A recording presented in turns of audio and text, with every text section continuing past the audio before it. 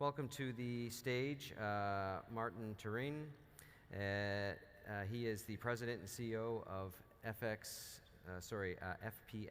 Nickel Corp. FPX Nickel Corp is a Canadian junior mining company focused on the exploration and development of the large-scale Dakar Nickel District in central British Columbia. Thanks, welcome. Sorry.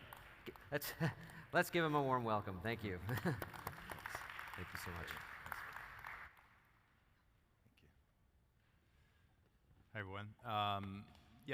Martin Turin, President and CEO of FPX Nickel. Thanks for coming to our talk today. Very excited about our project, an advanced stage nickel deposit in British Columbia, kind of a first of its kind. Ultimately, we think something that can be a disruptive new source of nickel, of low cost, low carbon nickel here, right at home in North America.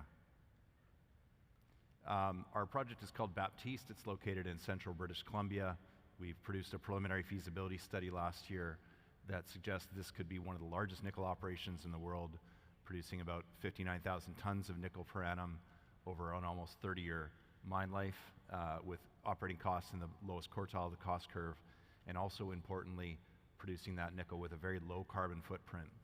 We spent a lot of time talking to downstream users in the stainless steel and EV battery supply chains, and recognize that that carbon footprint is a huge strategic advantage of Canadian prospective critical minerals production, and I'll speak more to that here as we go.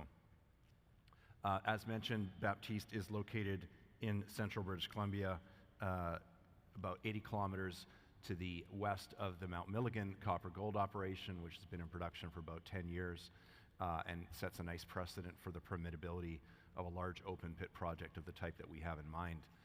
Baptiste sits within the traditional territories of the Clausden Nation, the Binshe-Wuten Nation, the Takla Nation, and Yukutji First Nation.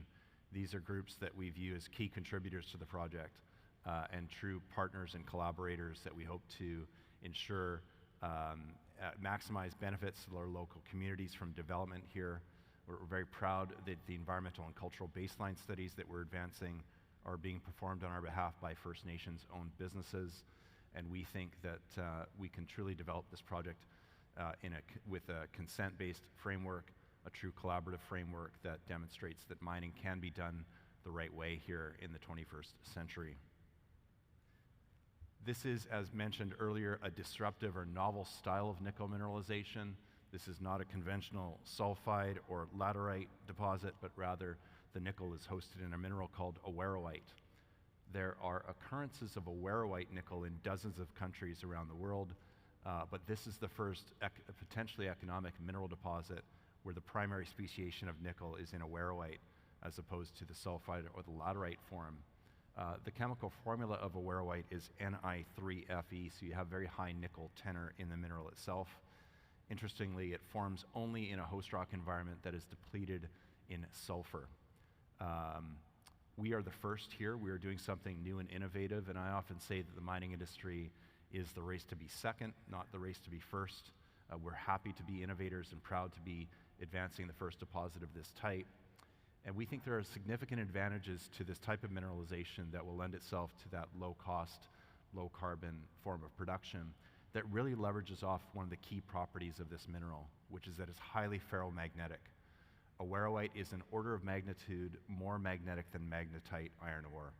And so by using that magnetic characteristic, we can use magnetic separation to reject most of the fresh plant feed to tailings, leaving a very small footprint of mineralization that then goes through a flotation process to produce a 60% nickel concentrate.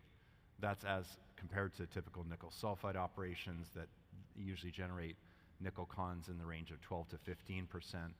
The high tenor of nickel in awaroite allows for the production of these very, very high nickel grading concentrates. Now, as a new product in the market, then the question is, where does this product go? Who would use it, and how much are they going to be willing to pay for it?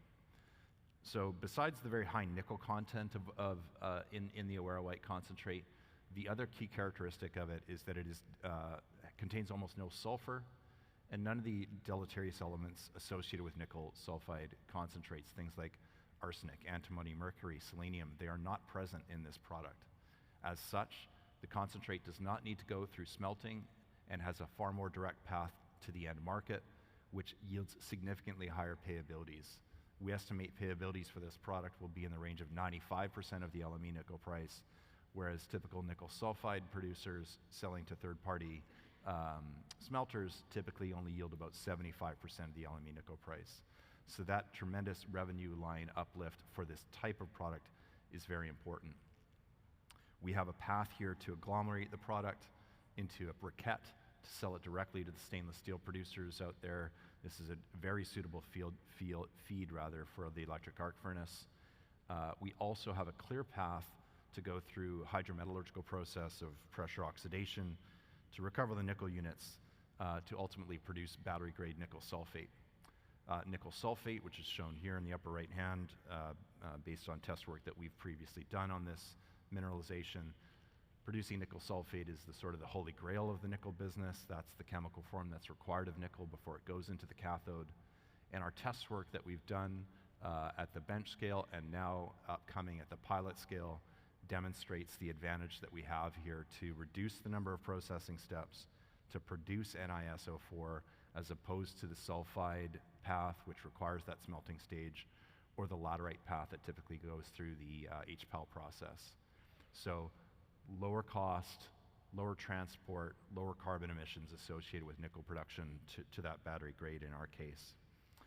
We last year received some funding from the Federal Government of Canada, a photo here of myself with Minister Wilkinson of Natural Resources Canada, to scale up that test work. So we recently completed a pilot plant that demonstrates the mineral process flow sheet, continues to validate our bench scale results. So we put out a news release recently to that effect. That has provided us the ability to produce quite a lot of concentrate, which we're now putting through a pilot for the production of additional units of nickel sulfate. As a relatively small company, really, we think that the path to ultimately advancing this project is fundamentally runs through partnership. Very happy to note the investment earlier this year by Sumitomo Metal Mining, Japan's largest mining and metal processing company, who invested at a very significant premium to market, indeed at a 70% premium to market, earlier this year in a private placement with us to become a 9.9% shareholder. Sumitomo has stated publicly a very ambitious goal that they have to almost double their nickel production over the course of the next decade, and we think that our project could potentially fit very well into that strategy for them. Last year, we also announced an investment from Outokumpu, not a household name in North America, but Outokumpu is Europe's largest stainless steel producer. And so they also own 9.9% of us and are going to be, we know, a very supportive long-term shareholder here. It really demonstrates an aspect of upstream investment by downstream players who are very, very keen to secure low-carbon units of metal going forward for their supply chain. Last year, we also announced a joint venture partnership with JOGMEC. This is the Japanese government's agency for mineral exploration. They are very interested by this type of awarenite nickel mineralization. They think it can be a disruptive new source of nickel units to the EV battery supply chain, which is obviously fundamental to the Japanese economy. So they are funding a 2-year program whereby our geologists are going around the world looking for other deposits of this type, and those deposits we would then joint venture with the Japanese. So we will have news to come there on potential discoveries that we would love to be able to make with the Japanese. Finally, another aspect of our involvement with the Japanese ecosystem is we signed an MOU agreement with Prime Planet Energy and Solutions last year. Prime Planet is Toyota's battery company. This is a joint venture between Toyota and Panasonic, who are the leading leading Japanese EV battery company. This framework agreement sets the stage for a potential collaboration, joint venture partnership, and investment to allow us to continue to move our project forward. So very happy to be working with Toyota and their subsidiary there on the project. I mentioned we completed our pre-feasibility study last year. This is a large project. The capital here is in excess of $2 billion. But the returns here justify that investment. 29-year mine life generating 132 million pounds or 59,000 tons of nickel per annum, Again, one of the 10 largest nickel operations in the world when in production. And at a relatively modest long-term nickel price assumption of $8.75 a pound, the project generates an after-tax NPV of $2 billion US. And that's really driven by very low operating costs. $3.70 per pound is squarely within the bottom quartile of the current nickel cost curve. Just as important as where you sit on the cost curve is where you sit on the carbon curve, and I can't emphasize this enough. This is part of the reason, a main driving force why we have this interest from these corporate groups. Outokumpu, for example, they are very focused on producing the lowest carbon stainless steel in the world. A critical input into that is where the nickel comes from. They've been traditionally reliant on Russian nickel as part of their feedstock. That's problematic for obvious reasons now, and so they're needing to diversify their supply chain to allied sources that can guarantee production of low carbon nickel units to come.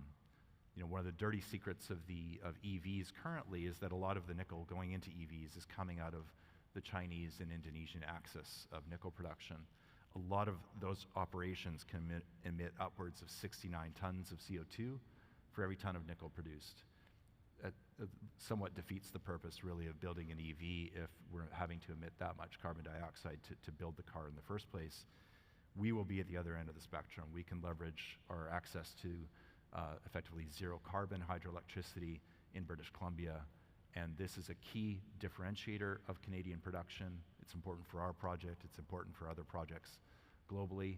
It's the reason why we've seen the investment that we have from those corporates that I mentioned earlier. It's very important to their long-term strategy to differentiate their cars or their stainless steel products from the Chinese equivalent.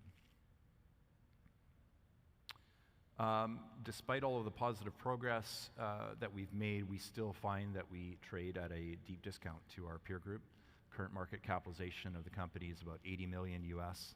That's versus a project NPV, as mentioned, in excess of 2 billion US. So we trade at a multiple of about 0.04. This is on the basis of our market cap around 100 million Canadian or so as of today. Questions, always arises. Why is that? Ultimately, I think it's down to the novelty of the type of mineralization that we're working with here. I think as we continue to de-risk and move into the feasibility stage, as we continue to demonstrate the permittability of the project in collaboration with our First Nations partners, we can see the opportunity here for a re-rating of the stock as we go forward. Finally here, just on the capital structure of the company, as mentioned, about 100 million Canadian market cap. We have strategic investment from Sumitomo, from Outokumpu. We also have another large public company investor who holds 9.9% of us, though we're not at liberty to disclose their identity, but it is a well-known group. Management owns about 14% of the stock, and so that's one of the statistics in this presentation I'm proudest of is for a company that's been in the public markets since the 1990s, it's rare to see this high degree of insider ownership. I think ultimately it shows that we're aligned with shareholders, and given the value proposition that I've outlined here earlier, I think the opportunity to look at FPX and to ride along in our future success to me should be apparent. Thanks again for your time.